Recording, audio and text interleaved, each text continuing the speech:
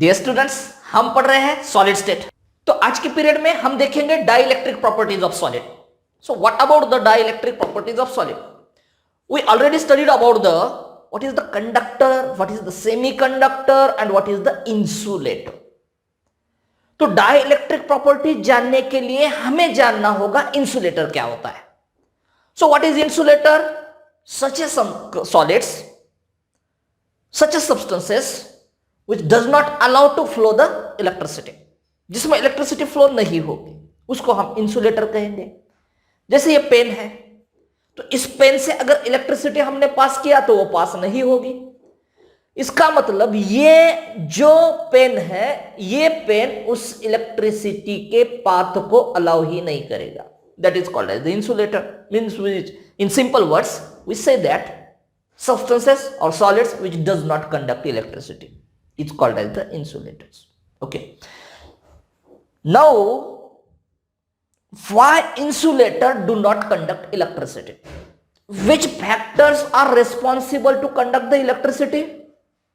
There are the free electrons, there are the free ions are responsible to conduct the electricity. पता है हमें metal conduct करते हैं electricity, aqueous solution electricity conduct करते हैं, salt का एक्वियस सॉल्यूशन जैसे NaCl एक्वियस है, KCl एक्वियस है, that conduct the electricity. Why? Because in that free electrons और free ions are present. Means conclusion is that free electrons, free ions are responsible to conduct the electricity. अब इसमें electrons नहीं है क्या? इसमें electrons है। So why they do not conduct electricity? Because in insulator electrons are tightly bounded. Electrons है लेकिन tightly bounded है। किसको? या तो इंडिविजुअल एटम्स को टाइटली बाउंडेड होंगे या आयंस को बाउंडेड होंगे। मतलब in insulator electrons are present but they are not capable to move freely. अब वो फ्री नहीं है, वो मूव नहीं होंगे। क्यों नहीं होंगे? क्योंकि वो टाइटली बाउंड है। किसको बाउंड है? या तो इंडिविजुअल एटम्स को होंगे या तो आयंस को होंगे। ठीक है, तो इसलिए इंसुलेटर इलेक्ट्रिसिटी कंडक्ट नहीं करता है। But in some cases when electric field is applied, कुछ केसेस में अगर इलेक्ट्रिक फील्ड हम अप्लाई करते हैं तो there is a separation of charges. उसमें जो भी चार्ज होता है प्लस माइनस, तो उस plus minus that is the dipoles. तो that dipoles separates, that different charges, opposite charges separation takes place by applying of the electric field. कई substance में जैसे इलेक्ट्रिक फील्ड अप्लाई होता है, इलेक्ट्रिक फील्ड अप्लाई होने के बाद चार्जेस का सेपरेशन होता है। And that dipoles arranges in such a way that in such a manner they produces the dipole moment. मतलब ये जो डायपोल है, ये जो डिफरेंटली चार्ज है, अपोजिटली चार्ज है, वो इस तरह से खुद को अरेंज करेंगे कि there is a formation of the dipole moment. वहां पे डायपोल मोमेंट तैयार हो जाएगा। So crystals having the net dipole moment and those crystals which have a net dipole moment produces such a properties. So we क्या है, जैसे हम electric field apply करते हैं इंसुलेटर पे, कई सारे इंसुलेटर है, उसके ऊपर अगर इलेक्ट्रिक फील्ड अप्लाई करते हैं हम, तो वहां पे चार्ज का सेपरेशन होता है और वो चार्ज खुद को इस तरह से अरेंज करेंगे कि वहां पे डायपोल मोमेंट तैयार हो जाएगा। तो इसी के आधार पर different types of dielectric properties. So in that first is piezo electricity. उसमें हम क्या देखने वाले हैं? उसमें हम देखने वाले हैं पीजो इलेक्ट्रिसिटी क्या होता है, पीजो इलेक्ट्रिसिटी किस तरह से होती है। तो ये है एक लाइटर जो लैब में हम यूज करते हैं, घर पे भी यूज करते हैं। तो ये एक लाइटर है। अब ये लाइटर क्या करता है? जैसे ही हमने अपनी उंगली यहां पे रख दी और यहां से पीछे से उसको दबाया तो क्या होगा? थोड़ा सा शॉक लगेगा। अब ये लाइटर क्या करता है? ये लाइटर पीछे से कुछ प्रेशर अप्लाई कर देता है। हम अपने थंब से यहां पे प्रेशर अप्लाई कर रहे हैं। अब यहां पे रख के अगर हम प्रेशर अप्लाई करेंगे तो शॉक लगेगा, बराबर। अब ये शॉक क्यों लगेगा? यहां पे तो कोई इलेक्ट्रिसिटी है नहीं, तो जैसे ही हम लाइटर को दबाते हैं अपने थंब से तो वो शॉक प्रोड्यूस करेगा। मतलब क्या है? मतलब ये इलेक्ट्रिसिटी प्रोड्यूस कर देता है। इस टाइप के इलेक्ट्रिसिटी को हम कहेंगे पीजो इलेक्ट्रिसिटी। पीजो इलेक्ट्रिसिटी, हम पीछे से प्रेशर अप्लाई कर रहे हैं ना अपने थंब से, मतलब क्या हो रहा है यहां पे मैकेनिकल स्ट्रेस अप्लाई हो रहा है। तो जैसे ही स्ट्रेस अप्लाई होता है, अंदर कुछ सब्सटेंसेस होते हैं जो स्प्रिंग से जुड़े होते हैं इसको, तो वो जो सब्सटेंसेस है वो सब्सटेंसेस एक दूसरे पे प्रेशर करेंगे, प्रेशर क्रिएट करेंगे, और प्रेशर क्रिएट करने की वजह से इलेक्ट्रिसिटी प्रोड्यूस होगी, और उसी से अपना गैस जलता है, या गैस जलाते हैं हम किससे?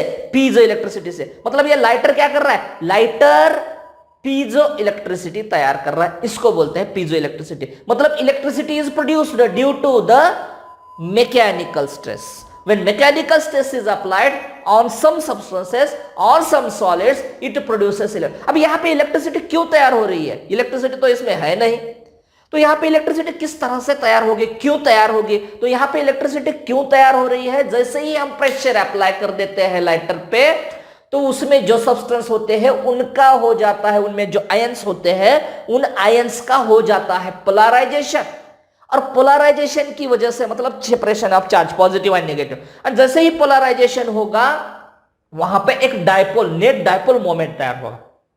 अब जैसे ही नेट डायपोल मोमेंट तैयार होगा वैसे ही उसमें इलेक्ट्रिसिटी तैयार होगी, तो इसी को कहेंगे हम piezo electricity. So when mechanical stress is applied on, किसके ऊपर? पत्थर पे तो नहीं करेंगे, या इस बोर्ड के ऊपर भी मैकेनिकल स्ट्रेस अप्लाई करेंगे हम, तो ये इलेक्ट्रिसिटी तैयार करेगा बोर्ड? नहीं करेगा। तो कौन से सब्सटेंस? Piezo electric substances. तो किस प्रकार के सब्सटेंस होने चाहिए? Piezo electric substances. So when mechanical stress is applied on piezoelectric substances, they deform, and electricity will produce the electricity तैयार होगी वहां पे due to symmetric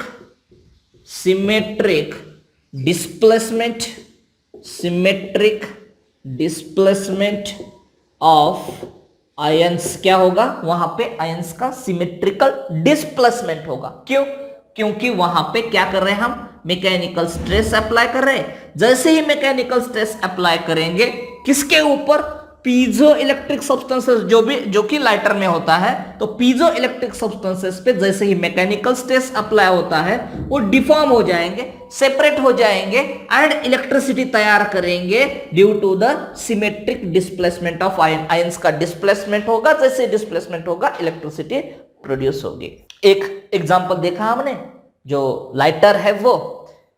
दूसरा जो एग्जांपल है वो है माइक्रोफोन का। तो माइक्रोफोन क्या करता है? Microphone and speakers, they converts electrical energy into the sound energy, या sound energy into the electrical energy. तो फर्स्ट एग्जांपल लाइटर है, सेकंड एग्जांपल है माइक्रोफोन्स एंड स्पीकर्स, जो इलेक्ट्रिकल एनर्जी का साउंड एनर्जी में कन्वर्ट करते हैं, या साउंड एनर्जी का इलेक्ट्रिकल एनर्जी में कन्वर्जन करेंगे। So this is about the piezo electricity. Next जो प्रॉपर्टी है वो है पायरो इलेक्ट्रिसिटी। अब पायरो इलेक्ट्रिसिटी मतलब क्या? जैसे ही हम किसी सब्सटेंस को हीट दे देंगे वैसे ही वो सब्सटेंस इलेक्ट्रिसिटी प्रोड्यूस करेगा, उसको कहेंगे पायरो इलेक्ट्रिसिटी। मतलब electricity will produced due to the heat is given to that substances. So such property is called as the pyro electricity. So next property is the ferro electricity. अब ferro electricity मतलब क्या है? This is the special case of piezo electricity. तो this is the special case of piezo electricity.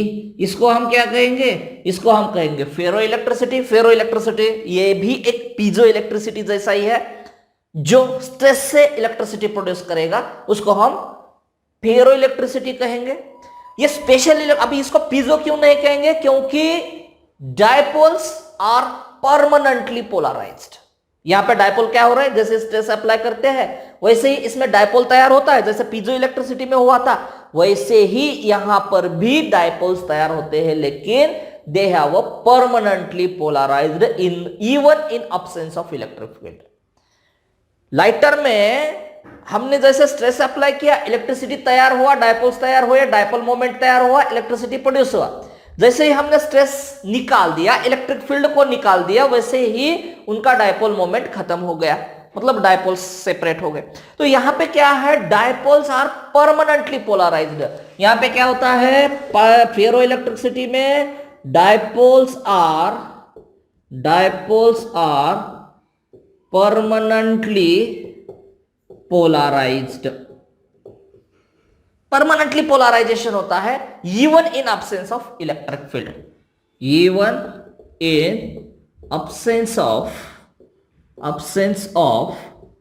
Electric field absence भी हो तो भी इसमें डायपोल्स परमानेंटली होता है। ठीक है, तो इसको कहेंगे फेरो इलेक्ट्रिसिटी। एग्जांपल्स है KH2PO4 potassium dihydrogen phosphate, second है Rochelle salt ROCHELLE Rochelle salt, फिर उसके बाद है NaNO3 सोडियम नाइट्रेट, फिर उसके बाद है BaTiO3 फिर उसके बाद है, ठीक है। तो today's topic is about the dielectric properties of the solids. उसमें हमने देखा पीजो इलेक्ट्रिसिटी, उसमें हमने देखा pyro electricity. Piezo electricity due to the stress apply, pyro electricity due to the heat is given, electricity will produce, and ferro electricity, this is the one of the special case of the piezo electricity। सिर्फ फर्क है piezo electricity और इसमें, जैसे ही इसमें mechanical stress को remove कर देते हैं, इलेक्ट्रिक फील्ड को रिमूव कर देते हैं, then also dipoles are the permanently polarised and their examples. मिलते हैं नेक्स्ट पीरियड में।